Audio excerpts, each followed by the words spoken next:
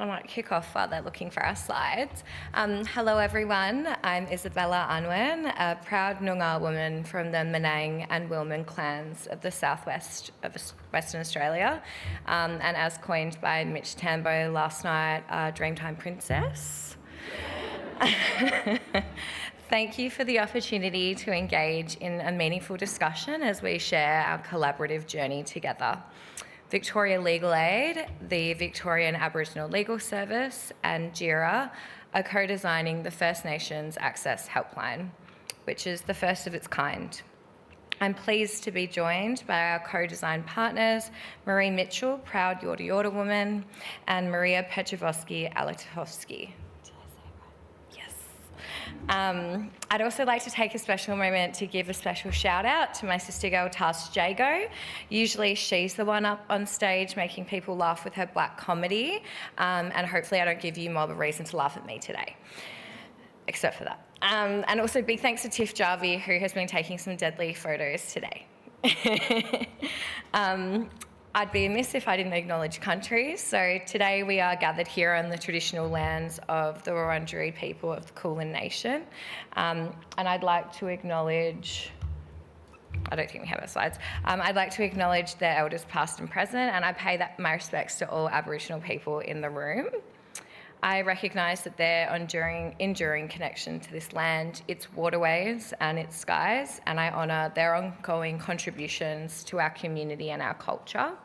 And I would like to importantly acknowledge that we are on stolen land and sovereignty has never been ceded. The establishment of the helpline is a direct outcome of VLA's commitment to not just talking about addressing the inequities in the justice system, but actually taking concrete steps to rectify them. As we work towards creating more culturally safe and tailored services for our First Nations clients, we face several challenges. We have to acknowledge the diversity amongst First Nations individuals. A one-size-fits-all approach simply won't cut it. There's also a deep-seated mistrust with government agencies, and that requires time and genuine effort to address and rebuild. Plus, navigating bureaucratic constraints while remaining flexible for our mob is another hurdle, alongside the challenge of creating meaningful measures to evaluate our services and new initiatives. But we are committed to collaborating, listening and addressing the systemic inequities that impact our First Nations clients. By employing this co-design approach, the voices and perspectives of First Nations people have remained central to the design process. Listening to communities' insights is invaluable, particularly when creating a service tailored to the needs of our First Nations community. We all know that when services are designed by mob for mob, the outcomes are ultimately a lot more sustainable and beneficial. I'm going to hand it over now to Maria. Thank you. Djirra, in collaboration with Victoria Legal Aid and VALS, is dedicated to designing a First Nations legal helpline that reflects the lived experience of First Nations people, their struggles for justice and, most importantly, their resilience and aspirations for a better future. To ensure that this service meets First Nations needs accurately from the ground up, VLA has procured Yamagigu, formerly Pricewaterhouse, Indigenous consultancy, and their expertise has helped guide the development of a service that truly caters to communities' requirements. The establishment of the steering committee has also been crucial in guiding our efforts and ensuring a community-driven approach. This committee is composed of representatives from VALS, VLA, Djirra, the Aboriginal Justice Caucus and the Regional Aboriginal the Aboriginal Justice Advisory Committee. All stakeholders who are important in delivering the Aboriginal Justice Agreement in Victoria. We believe that this collaborative structure ensures that the service is a relevant and effective response to the unique and often interconnected legal challenges faced by First Nations clients. Thank you. Guiding the approach to our service design was a series of focus groups and consultations which were facilitated by Yamagigu. So these focus groups were conducted with our frontline workers and revealed some critical themes relating to accessing legal support. Through these consultations, a comprehensive current state insight report was compiled, and this provided us with a much more clear understanding of the existing barriers and inefficiencies within the legal sector.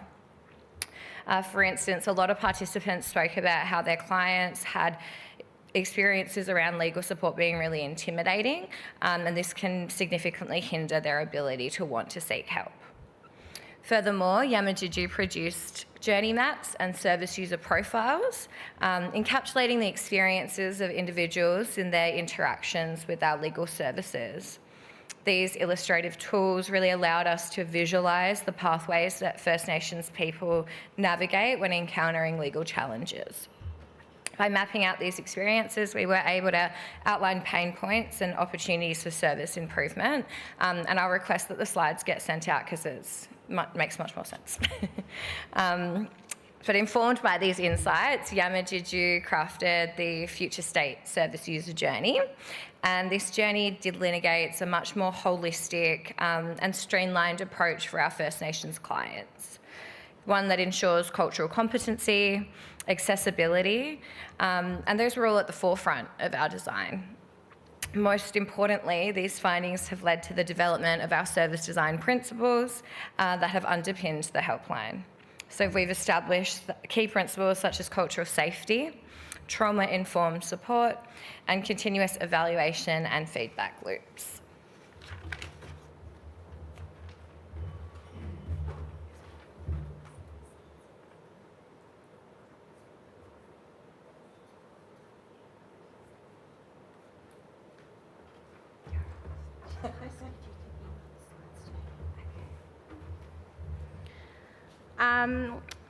So it is crucial to address the systemic issues within the current legal profession that hinder its ability to respond adequately to the needs of First Nations people.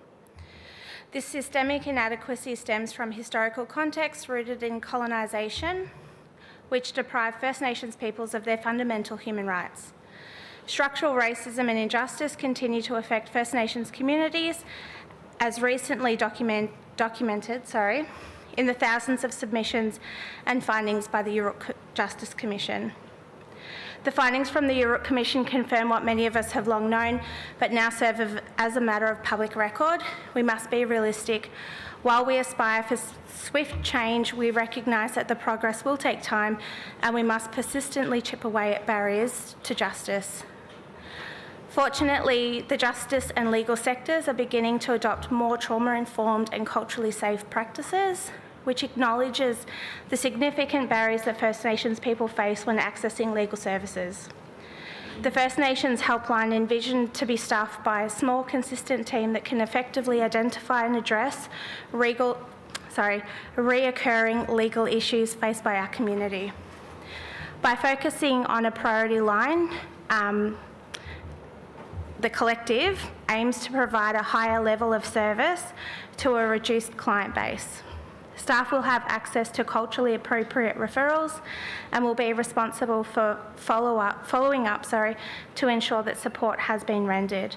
This will improve choice for First Nations help seekers by offering culturally competent support and tailored assistance, enhancing their access to vital legal services.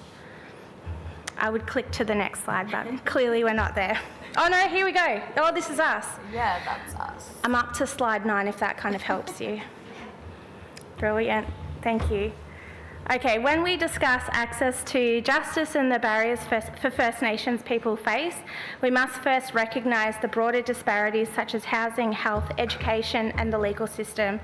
These challenges often intersect, compounding the impact of colonisation and systemic racism on our communities. Recent census data shows that First Nations people in Victoria represent just 1% of the population, and yet remarkably VLA report they constitute 8% of VLA clients. VALS can certainly attest to the increased legal and non-legal needs that our mob face. I know we've got quite a few VALS lawyers as well as our CSOs in the room that support with the non-legal needs. By establishing a dedicated helpline with a smaller specialised team, we aim to reduce wait times, to address barriers that many First Nations clients face due to unstable housing, limited access to mobile credit or other constrained living situations and barriers. All right, number 10, please. Next. Oh, I can do it? Yeah, there you go. Sweet. Alrighty. This team will be specifically trained in cultural and trauma-informed practices, ensuring they understand the social and cultural context of First Nations clients. They will be equipped to recognise past discrimination that may lead to distrust in both mainstream services and the legal system. Staff will be coached to support clients' autonomy, ensuring that their needs remain at the forefront of any resolution. All staff will approach their roles with the understanding that many First Nations clients may have experienced trauma, and let's be honest, probably all clients. This awareness is vital in tailoring our services to their needs while ensuring the physical, psychological and cultural safety of both clients and staff. We have ensured that the development of the First Nations Helpline prioritised highly customised referral pathways and practices, ensuring no cold referrals and providing accessible legal information. The commitment to uplift and empower First Nations clients is paramount in our service delivery model. We aim to create a safe, supportive environment where individuals can seek justice with dignity and respect.